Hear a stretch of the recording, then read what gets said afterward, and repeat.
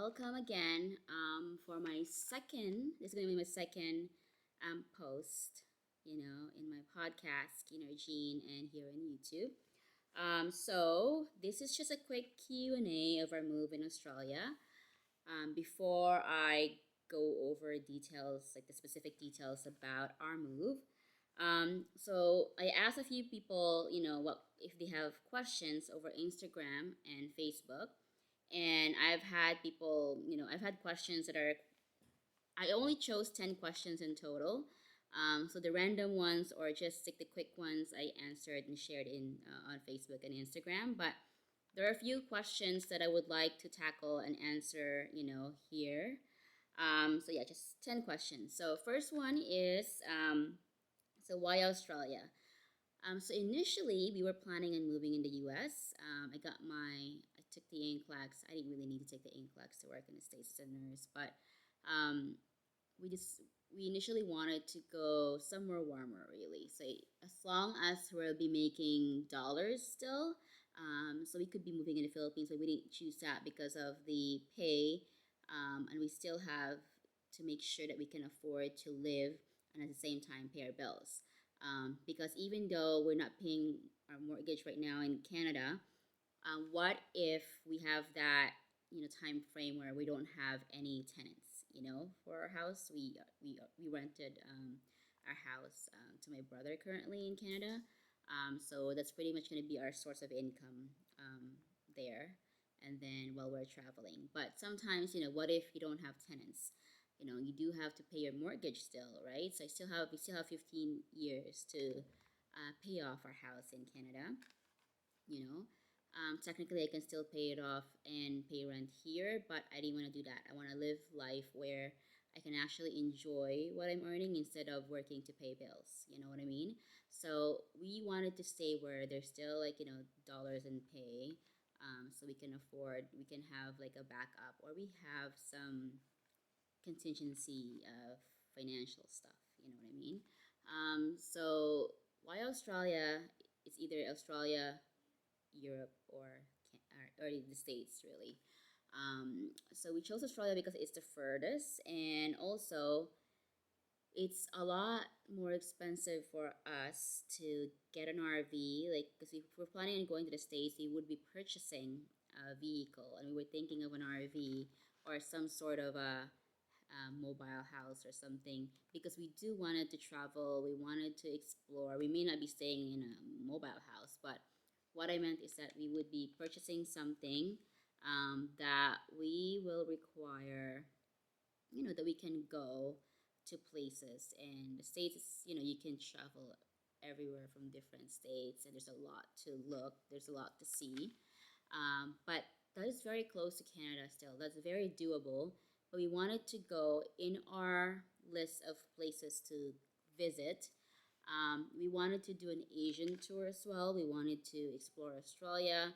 The best way to go around that, to do Australia and Asia, is to actually choose a country in this side of the world, to stay as our hub, really, where I can work, get paid, and also on my days off and on my vacation days, we could travel, you know, because we're not like snowbirds. We're not retired people. We're young. We still have bills to pay. We have two little kids. We want to make sure that we're not going to be house poor, right? So we chose Australia because it's the furthest. Um, Once we're done here, we can just go Europe, for example, and then, or the States is the last, if it's gonna happen. Um, that's really the outline of what we're planning on doing. But those plans can change depending on how we like it here. So far, we love it here in Australia. So it's only been a month, and a few days since we're here. But so far, we're loving it, and the type of job that I have, compared to, I will be sharing my work experience here in Canada. I have flexibility, and people tend to prioritize wellness, work life balance here, quality of life. When they you know, send your schedule for a vacation request, you can go on vacation for like 6 weeks or something. Like, if that's how many days you have for vacation. then you can use all that. There's no issues with I can't get a vacation because the quota, the one of the days, for example, like when I wanted to go on vacation for 2 weeks, in between those days, in the second week on a Wednesday or something, they don't have enough staff, so they don't approve that one day. So how can you go somewhere overseas for a vacation mm, if you have to come back for that one day and you have it's your responsibility to find someone to take that shift or to switch with you? Too much stress. Nobody likes that, and I find it here is a lot easier to do that. So I don't know if we're staying here for good or again traveling, picking a country. But our plan, the way we see it, is that if we do have the flexibility to travel, why leave if we can just continue to make this a hub, like our main place, and then go from there, right? And travel on our days off, and I have enough weeks that I can actually we can go somewhere a lot longer. And then for us to be traveling in Asia, it's a lot cheaper if you're in Australia than for us from Canada to visit Asia. Flight tickets, and it's a lot closer too, so we're not going to be worried about jet lag and all that stuff. So Australia is really working for us, and it's the best decision if you wanted to travel Asia, right? So we get to explore Australia and explore Asia as well easily, and better price or cheaper. So second question is where in Australia. So we initially wanted to go to the Gold Coast, Queensland or even Brisbane, but it's I was looking at work. So we decided to stay somewhere where I can find a job easier, like sponsorship.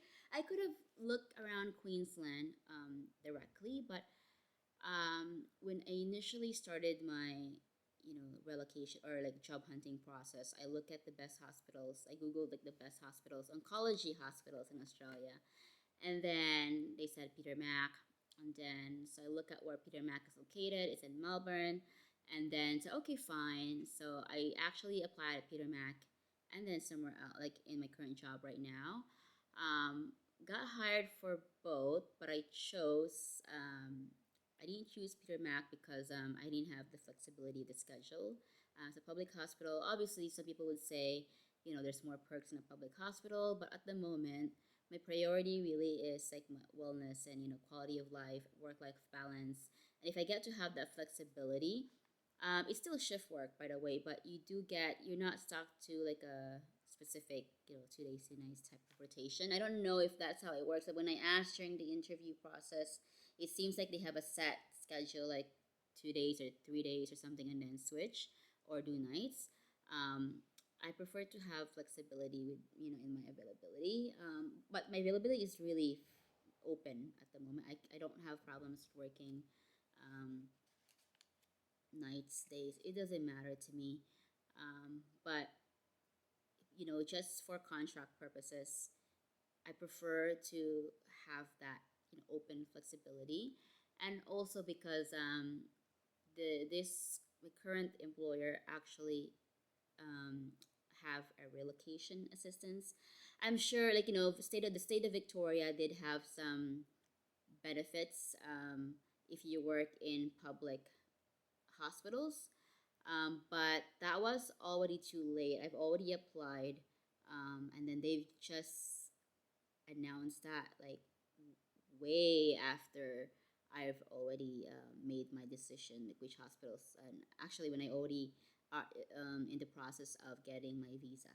So it was too late. I know the state of Victoria did announce that they were having some financial like relocation, financial assistance to those nurses who's gonna work in public hospitals or remote. But it was too late for me during that time. But I still get relocation assistance from my current employer. So that was the main reason as well why we chose my current job right now. And so what I'll be doing here, I mentioned about oncology nursing already. So what I'll be doing here is I'll be working as a nurse, just like what I've been doing in Canada, except I went back to bedside nursing just because I wanted to My background is I completed a master's of nursing. With a specialty in teaching, like a teaching focus. But in order for me to teach, I have to know the process here. So, I mean, that's how I look at things. That's my personal view about teaching. So, it's easier for me to teach if I know the routines here, the process, the nursing process here. Um, so I decided to, go back to bedside nursing, see how it's like, how people work in Australia as a nurse in oncology, and then potentially start teaching. I don't have to. Uh, I could always pick up a teaching job like after my contract, or even get an education type of role in the same hospital, because educators, if you're a master's of nurse, you have your master's of nursing degree, you can work as an educator, a manager, or whatever, right? Like in the hospital. So I could do that in the future, but I just need to have, I'm giving myself a year of bedside experience to get to know the unit, to get to know the ward, because I can better teach, I can better lead if, I know what it's like to be in the bedside. So that's my personal views on things, and that's what I'll be doing, and that's what I will be doing here as a bedside nurse in oncology, because that's my specialty. When I applied, I specifically wanted an oncology position or a unit. Um, no cardiac, no ICU, and whatnot. I just want oncology. So, what are my plans while in Australia? That's the next question. My plan really is, I've mentioned this already in some of the previous questions. So while in Australia, I'm going to work. We're going to travel. That's the key thing. Work and travel are pretty much two key things that what we plan on doing here. Aside from that, just like the little goals or little stuff that we're gonna do here is to keep our credit score high, like to have a really good credit, because technically, if you move in a new country, you're starting a fresh life, a new life, really, new credit as well. So we don't have a credit here currently, but for us, this is like a starting over financially as well, building our credit, and then you know we've learned through the years, we've learned how to improve our credit and whatnot, how finances work. So we are going to use all those things that we learned from our past, and create a better life for us here in Australia. And we're doing it pretty awesome at the moment.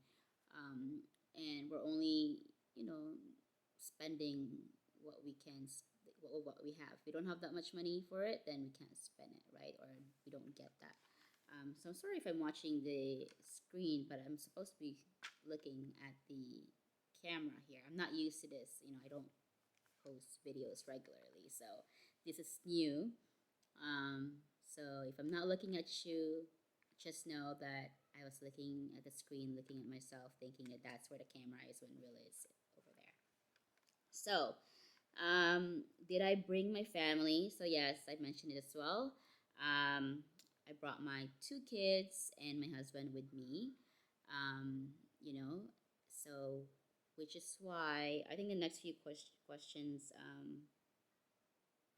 Yeah, so I brought my family with me. We are on a 482 visa here in Australia. So that's the temporary skills, like a shortage type of visa. So specific occupations are allowed to get that visa depending on the need. So obviously during the pandemic, actually there is a nursing shortage everywhere, pandemic or not. There's been a global nursing shortage, so that's why the nurses are part of the um, occupation in that list of need. So that's the visa that I use. In that visa, there's benefits to in differences in benefits in each state. So for us, we chose Melbourne, the state of Victoria, because for us that 482 visa allows my kids to go to school for free. They don't have like annual fees, unlike some of the states where I have to pay for my child's schooling. So I only chose the state which will allow me to save money on not have to pay for my kids' schooling because they were already paying for daycare, right? Because that one's not free, and you don't get childcare subsidy and a 482 visa, so it's a bit much for daycare. It's actually like 129 at least per day. That's long hours though, but it's still quite expensive. And people said those from the UK at least, like if you have childcare subsidy, we should get if you are a citizen or PR. It helps a lot, and it doesn't cost. It makes their finances a lot less, like the expenses a lot less than what they've actually spent when they were in the UK. So, so with that, we are planning on getting our PR. I've already submitted expression of interest, so we shall see.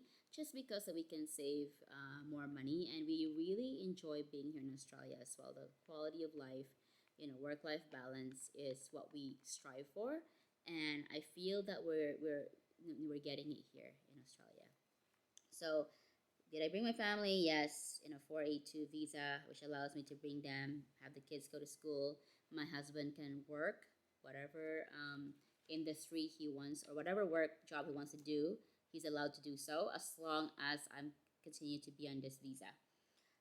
So the next question is, it's actually more serious questions coming up. So what are we looking forward to the most here in Australia? So we're really looking forward to starting over, starting fresh, and also traveling.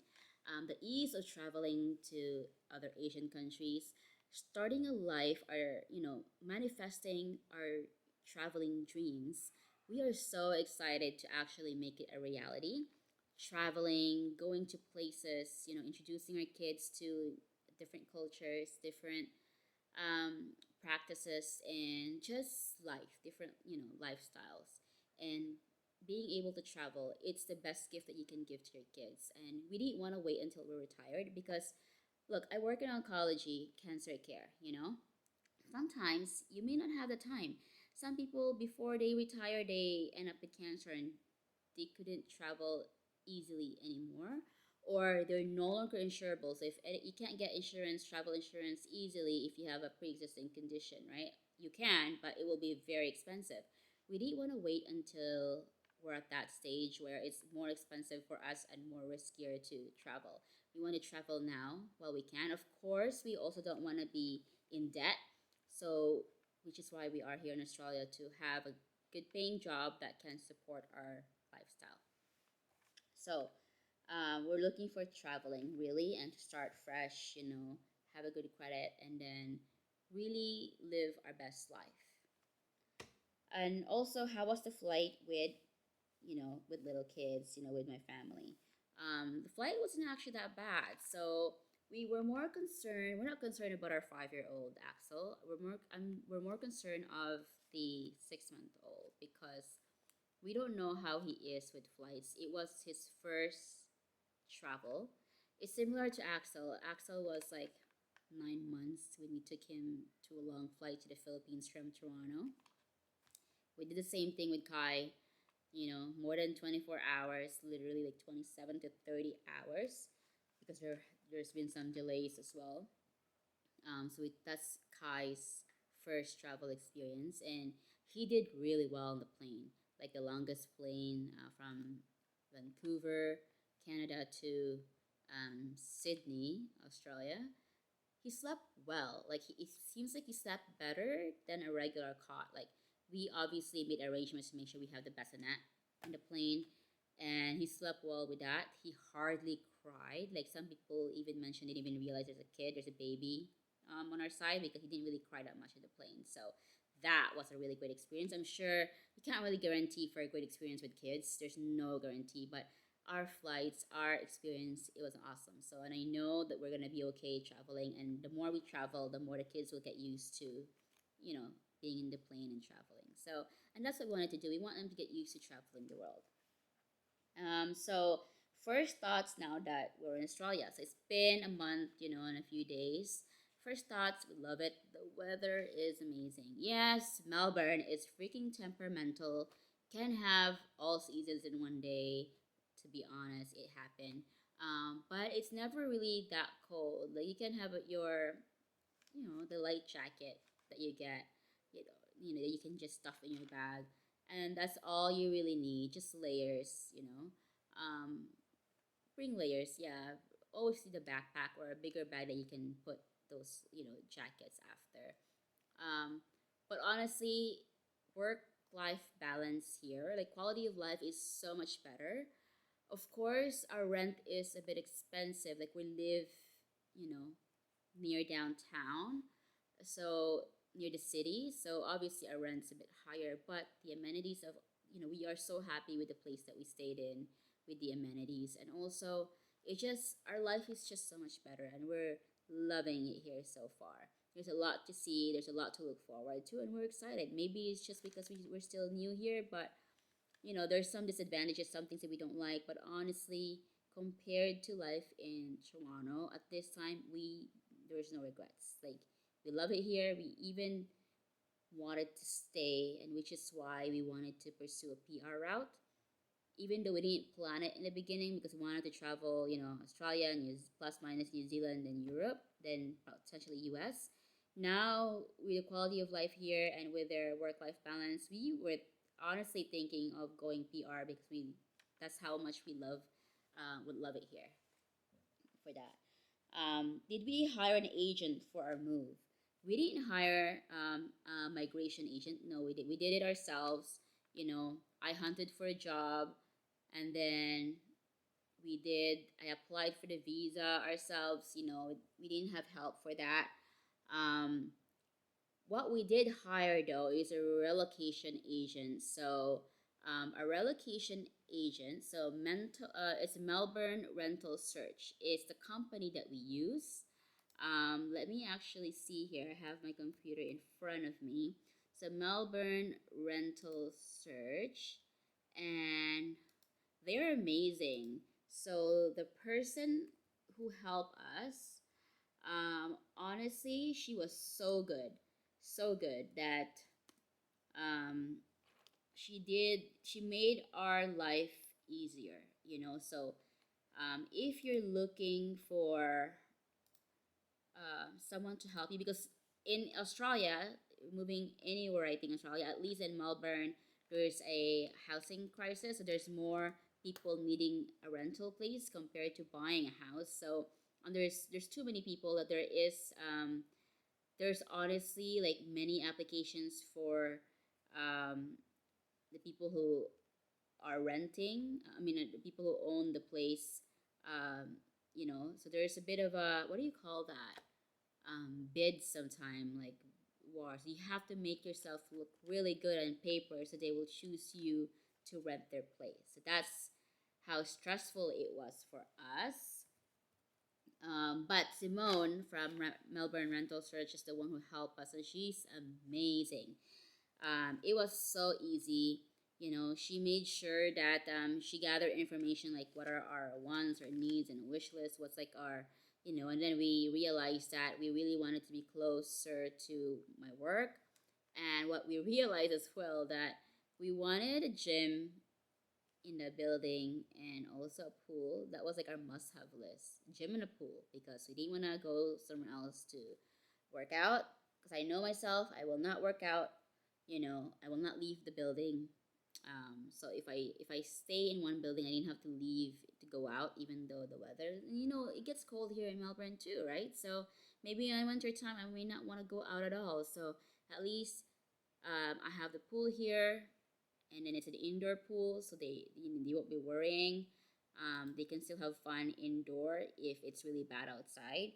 And trust me, it gets too cold or too hot.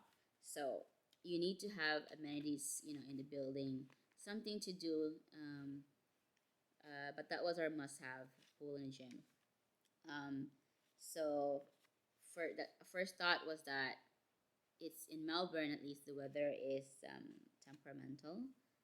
Everyone, in YouTube did mention that Melbourne can be like, have multiple seasons in one day. Multiple seasons in one day. Did we have an agent for a move? Only a relocation assistant, Melbourne Rental Search, Simone. Let's see. I lost track, my train of thoughts there. That's all that we really hired in Melbourne, the rental crisis. We had like, and I had a deadline too. Like I have to be here before December 9th, or way before that, because I have to do the last step in the AFRA, like the to get my nursing license. They gave me like the final deadline, no more extensions and whatnot. Um, no more extensions to present in person to final as the last step to get my Australian nursing license. So we, that means when you got a visa, it's only like we only had a month to go, like a month left. Like we have to travel within a month. So we were like, okay, we have to hire someone because in order to rent in Australia, if you're offshore, like if you're still like if we're still in Canada, it's so much harder. It's possible, but you need a bit more time to find a place, right? And also you need someone to view the place for you, to take videos and show it to you because what on picture is not always what is in reality. Like some of those pictures are older.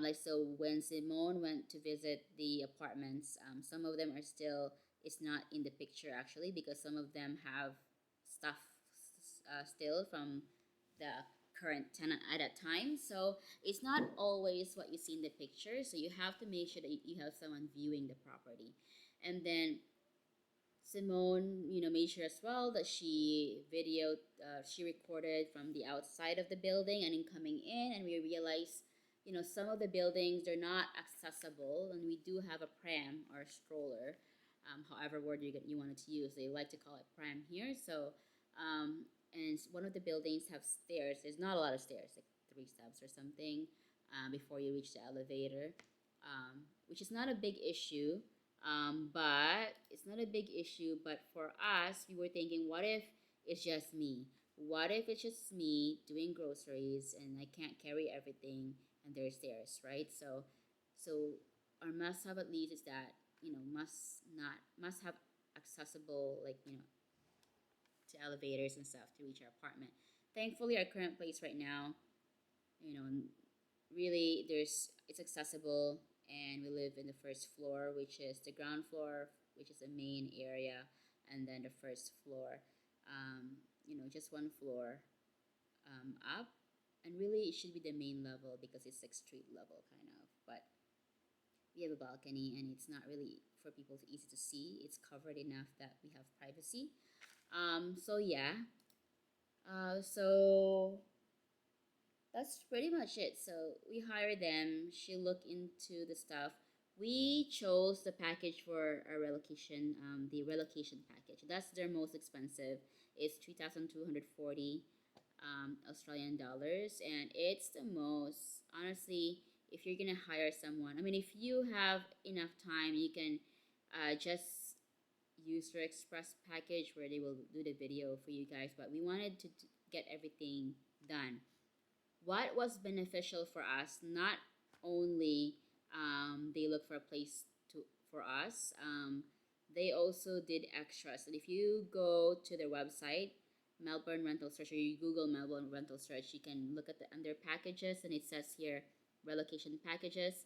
What was beneficial for us was for them to review the contract, the leasing contract. So they will review that one with you. They do the walkthrough of the property, and then they will also pick properties. And honestly, when they say that they will view 8 video walks for this one, we didn't go through 8 properties. Like they will actually choose the best one for us. Like they will tell you exactly, oh, this unit is small.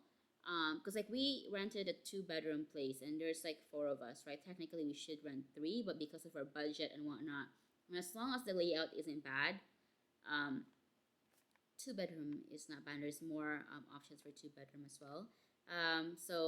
If it's too small of a 2 bedroom place, they would say it, so we don't look at it. Even though in picture it looks good, they will say, no, I think the place is too small for you. Let's pick something with a better layout and a bit bigger, so we all will fit and we're not like dying in one house, So and also they manage all communications with the agents, like the rental property agents. So we're not the one who's managing them.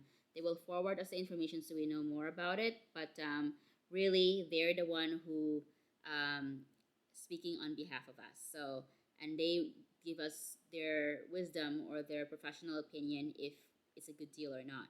Even like managing stuff like the previous tenant are selling some of his stuff like the washing machine, the dryer, all that. So if you find that this is too expensive of an item, and then she will say, let me check the brand, let me, and she will actually check the brands and let us know, oh, this is a good deal, this is a bad deal, you can get it cheaper anywhere else.